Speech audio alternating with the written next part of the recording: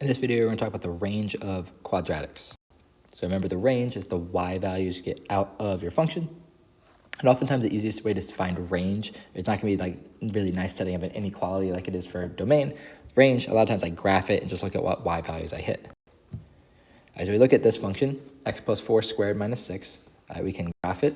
We know how to graph these things. We graph the parabola x squared, move it left 4 and down negative 6. Now if we want to ask the range, what's the range of this graph? Well, we can see it kind of starts down here. The lowest value is at negative 6, and then I hit everything above it. My range is going to be everything that's bigger than or equal to negative 6. I have the equal sign here because I do hit negative 6, and then these lines just keep going up. I hit everything above it. So if you can graph using transformations, you can figure out these ranges.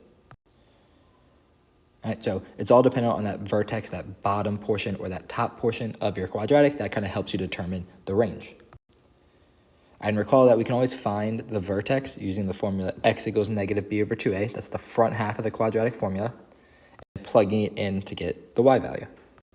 All right, so I want to find the range of this function. It's not in that nice form where I can automatically just move my graph around, but I can do x equals negative b over 2a to figure out the x value of the vertex.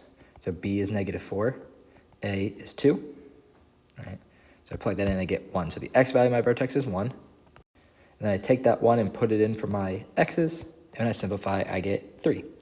So the vertex of this graph is 1, 3.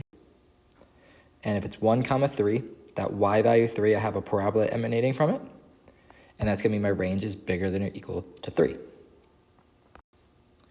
Just one thing that we didn't do in this video for time is if there's a negative in front of a, that flips the parabola upside down. So then you're going to hit everything below that y value, and you have a less than sign rather than a greater than sign. But you can always find the vertex of a quadratic by finding the range of a quadratic by finding the vertex and just using the appropriate inequality.